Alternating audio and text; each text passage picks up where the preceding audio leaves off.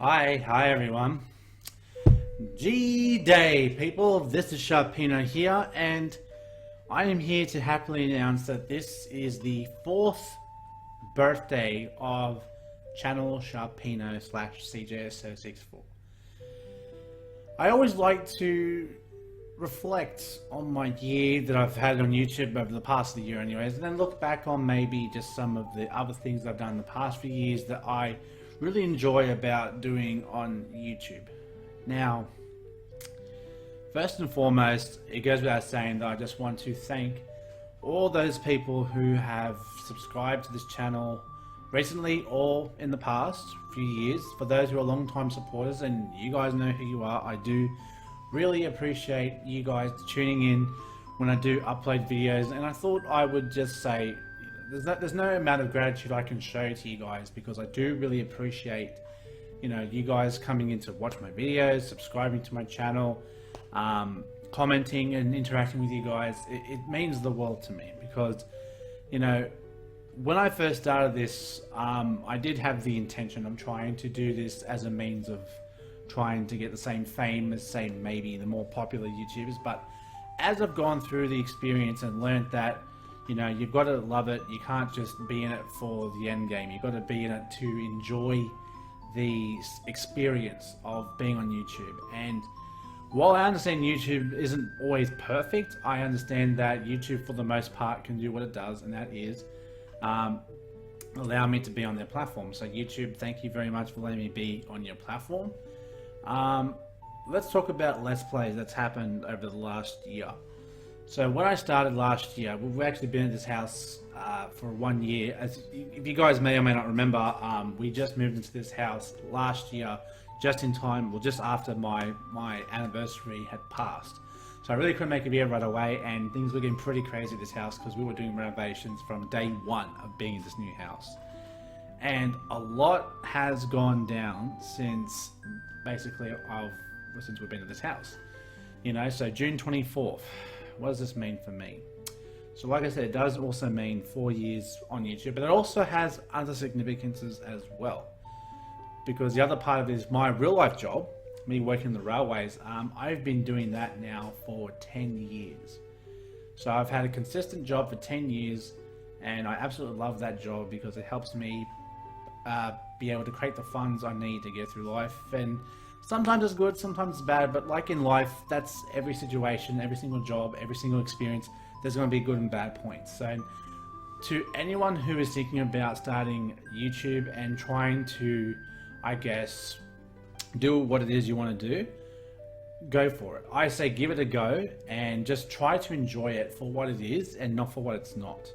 A lot of people I see on YouTube, they try to compare themselves to other people and compare their success to the amount of success maybe someone else has, and comparing it on their time frame and their videos versus someone else's videos. And I say to that, don't do that, because YouTube is just about you expressing yourself and being out there and putting out things that you want other people to see through your eyes. So you can either say, it's something that you enjoy, some things like gaming, videos, commentary, art, whatever it is you want to show the world. That's what YouTube is all about. YouTube wants you to show the world what you want to do, what you want to bring to their platform, basically. And with me, I guess what I want to bring to the platform is my passion for Pokemon and my passion for just enjoying gaming, because gaming has been a big part of my life ever since I was like 5 or 6 years old. That's how long I've been gaming for, well over 20 years. And they've obviously ranged from different consoles, from Sega Mega Drive to Nintendo 64 to PlayStation, PlayStation 2, Wii, Wii U, Xbox 360. So I've had quite an experience with a lot of different consoles to get an idea of what I want to do in gaming, and I guess what I like about gaming. And there are some games I do like and there's some games I don't like. But Pokemon definitely has been that one thing that really has been a constant since I was like 7 or 8 years old when it first came out. So can't argue with that. And since then, it's only gotten bigger and better as more Pokemon being created, more Pokemon being introduced into the generations, into the Pokedex, and so on and so forth. And we have Sword and Shield to look forward to at the end of this year. So I'm looking forward to playing that game as it gets closer. I've already pre-ordered Sword and Shield from my new game, EB Games, which in Australia, if you don't know, that's like the GameStop in your country. In America, for us, it's EB Games or Game Traders and all that. But I've already got it booked in, ready to go. So hopefully by then I will have a Switch, I will have an Elgato, and I'll be able to stream that or put that on YouTube for you guys. My first experience with Sword and Shield, because I definitely think it's definitely a game that I really wanted to get into. And the reason why I don't have a Switch right now is because Let's Go for me was not a game I really wanted to play. And it's not something that I've wanted to put on YouTube just because I figured so many other people would do it. I'm not saying that alone is the reason why I didn't want to put it up there. I just wasn't a big fan of the game. It's even though I love Pokemon, I will say Pokemon Let's Go, I was not a big fan of it. Looking at it from the outside and watching other people play it, it's basically another remake of Gen 1, in my opinion. I'm not saying you have to believe what I say and say that you should think that as well, but in my opinion, I just didn't feel the need to buy a Switch right then and there to play the game. Now, would I buy a Switch for Sword and Shield? Hell yeah, Generation 8, it's something new, it's something different, and it's something that we as Pokemon lovers of gaming need, is just difference. Something different to break the pattern and to break the mold of what Pokemon is. And that's what I think what Game Freak and Nintendo are trying to do, is to constantly, you know, top themselves and constantly become better so that we remain invested in something that's been around for over 2 decades. So you can't really argue with that. Now, if I was talking about my channel, what are my favorite moments of the channel? Well, I think my favorite Let's Play that I did was the Pokemon Uranium Shiny Lock. One, because I loved Uranium. I thought it was a terrific game. Definitely had a challenging aspect to it. The shinies were amazing. The Pokemon were great. Like, there really wasn't anything I found wrong with the game. I really couldn't pick fault with the game. I thought it was a perfect game. And with the Shiny Lock, so you know I love shiny hunting, so incorporating a great game with shiny hunting, it just made for I wouldn't say a perfect Let's Play because of the ending, but I will say it was definitely a terrific game to play. And actually found out that at the end of Uranium, if you do beat the game, you can actually use a randomizer. It actually gives you a randomizer tab, so you can play through Uranium with a randomizer. Could it be another Let's Play on the channel? Probably, because I mean, I couldn't imagine how awesome a Nuzlocke randomizer would be on Uranium. And then we had, well, we did Omicron. Omicron for me, I don't know, I can't say I really enjoyed Omicron. I think Omicron dragged on for way too long. See, that series was 77 episodes.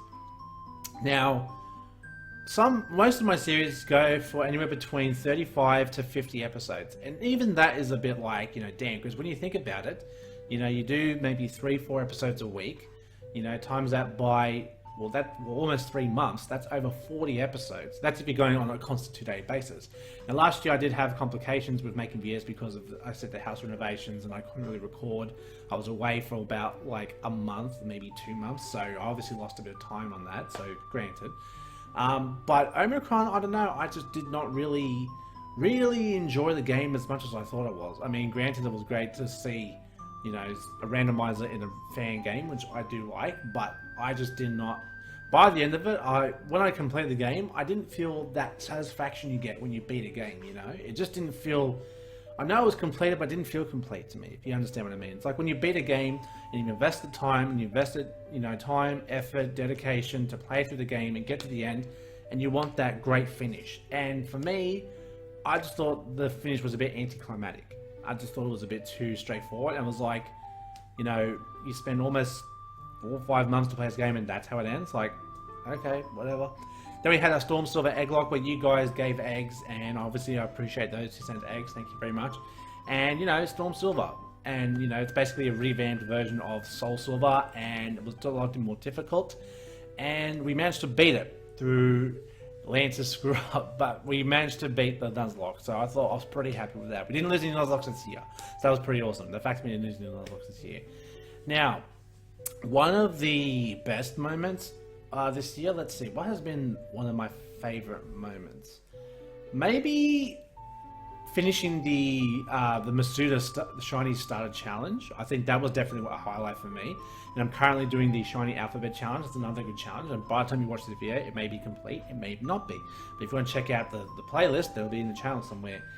The worst moment this year? Oh, I mean, this is a really dark one for me because, I mean, most of you already may or may not know, but basically a large figurehead in the community of Pokemon got exposed. Well, actually two of them did, but one of them was not obviously as detrimental as the other person. But through chain of events, and I guess through, you know, exposing us, so to speak, we did lose someone who did, in my eyes, represent the Pokemon community to the fullest. And definitely, I think, would bring, you know, great respect for what I thought was for the Pokemon community. But later on, this person got exposed to be a liar, a manipulator, and a groomer.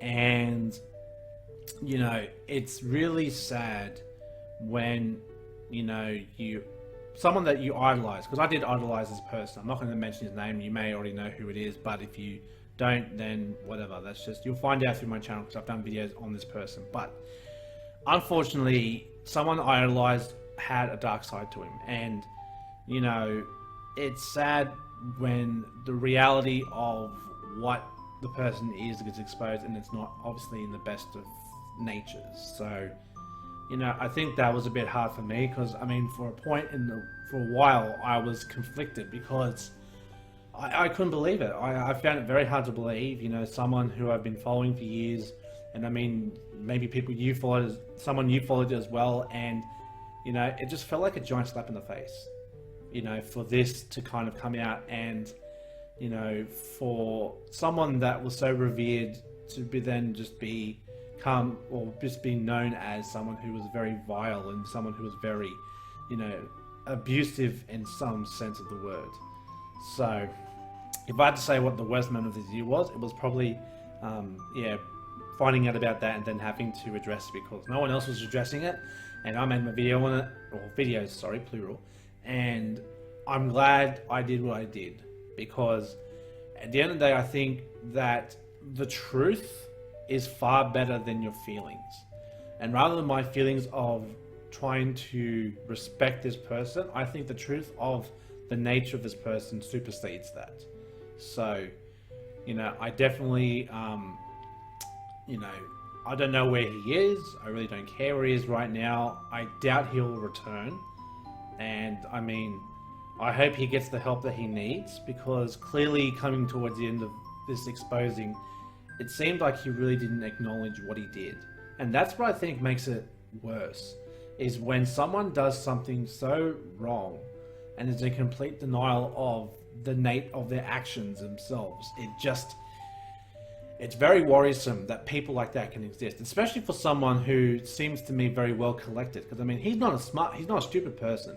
I mean, I thought he was a smart person, but I mean, if he was smart enough to conceal that for so long and only to get exposed for calling out someone else, well then you have to question his mental capacity when he does something like that, you know? So, yeah, so sad to say, but you know, wherever he is, I hope he's getting the help that he needs, and I'm hoping he's trying to make amends for what he's done. Now, I don't know whether the victims would feel the same way, but at least I hope he's in a better place, so to speak. Now, going on to the channel, back to the channel, sorry. The amount of subscribers that has grown over the last year has been monumental, and I think it's only gotten better as time has gone along. I think we started at just under 500 subscribers, so just in the 400s, and now we are sitting at 700 and currently 763 subscribers. So in 1 year, we managed to grow almost 350 subscribers, if not just over 350 subscribers. And for me, I'm absolutely flattered, full of gratitude, and I just appreciate those who have subscribed to my channel and have just stuck with me through this, because like I said, like I tell everyone, this is just a hobby for me.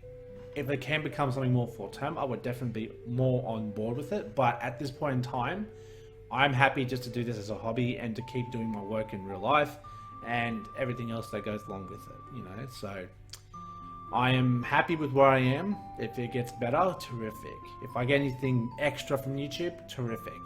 You know, at the end of the day, I'm going to keep doing what I do, and I'm going to keep supporting myself and my family and my girlfriend and everyone else around me, because my family means the world to me. And You know, I think family is so important. I think because they are the closest people that you will ever have in the world, I definitely think that they are very important to you. So definitely hold close those who care about you, who love you, and never turn your back on them, because you never turn your back on family. You know, I'm not quoting Vin Diesel when I say this, but you know, you know, you never turn your back on family. That, I personally believe that. With my family, I feel so close with my mum's side of the family. Dad's side of the family a little bit different, but my mum's side of the family, I'm definitely there. You know, just with them all the time. When something happens, I want to be there.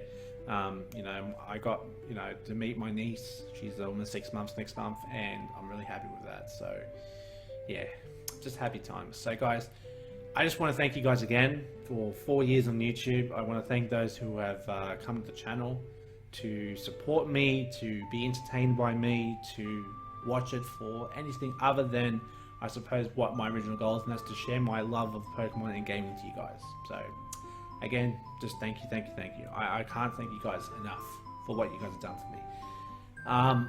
If you are new to the channel and this is your first video watching me on the channel, hi, I'm Sharpino, also go by Chris. And yeah, looking forward to what the future has for me. So thanks for watching. If you guys enjoyed, like button down below, subscribe, hit the notification bell so that you guys know when the next video drops, and I'll see you guys in the next video. So until next time I see you guys, stay safe, stay sharp, and I'll catch you guys all next time. Later.